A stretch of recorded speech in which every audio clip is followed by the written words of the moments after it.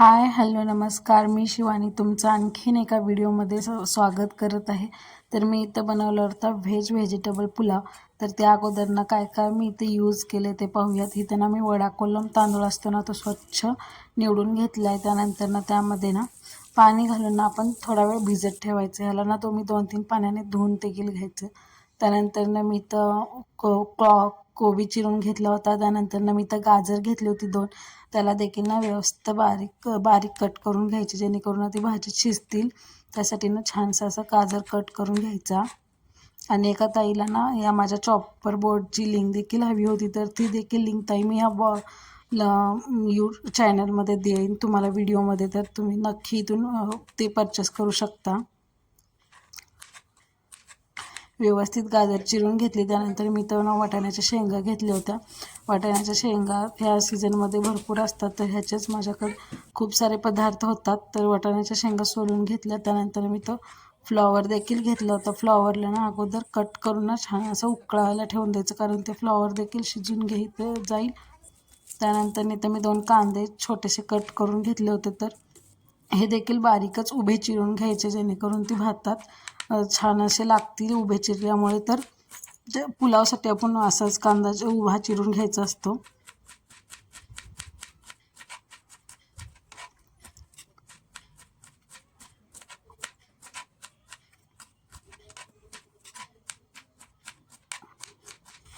त्यानंतर मी सगळ्या भाज्या चिरून घेतल्याच होत्या. तर ना इकडे तांदूळ जे असतं ना ते मला 1-2 उकळ्यात उकळवून घ्यायचं होतं. तर इकडे मी गरम पाणी करून त्यात तांदूळ टाकून दिलं आणि ते छान उकळवून देखील घेतलं होतं.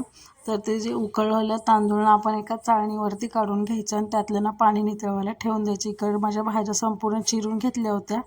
त्याला आता आपण फोडणी टाकून घ्यायच्या. कढईमध्ये तेल घालून घ्यायचं. त्यानंतर त्या तेलामध्ये जिरे घालून घ्यायचे. जिऱ्यानंतर थोडासा कढीपत्ता, त्यानंतर हिरवी 2 मिरच्या, त्यानंतर थोडंसं लसूण अद्रकची पेस्ट, आणि त्यानंतर जो आपला कांदा असतो ना तो देखील टाकून त्यात व्यवस्थित परतून घ्यायचा.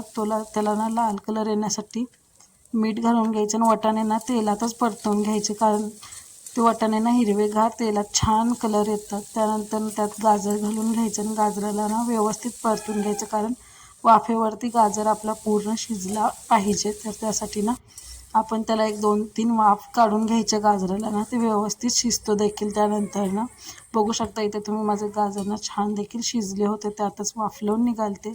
त्यानंतर ना आपण जो कोबी अजून फ्लॉवर असतो ना ते देखील त्यात घालून घ्यायचं व्यवस्थित, आणि फ्लॉवरला आणि कोबीला ना व्यवस्थित परतवून घ्यायचं.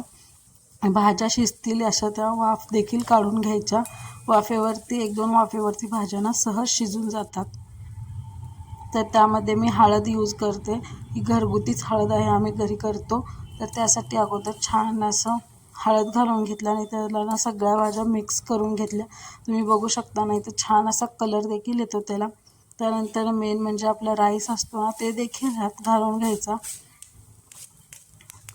तुम्ही ना राईससाठी ना 2-3 पाण्याने धुवून ठेवायचं आणि अर्धा-1 तास ना त्याला भिजत ठेवायचं. म्हणजे ना राईसमधला ना जो स्टार्च असतो ना तो देखील निघून जातो ना, आपला भात ना असा मोकळा देखील बनतो.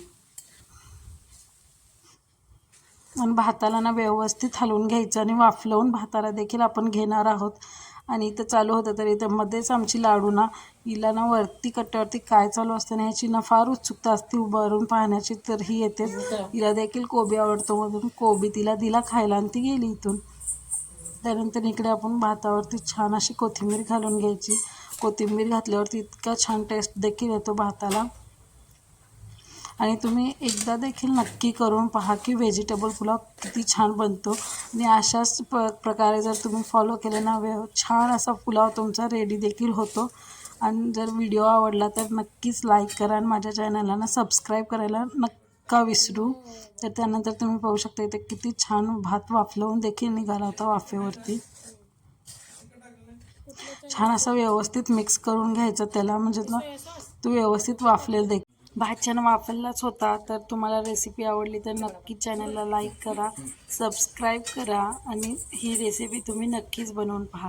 Thanks for watching my videos.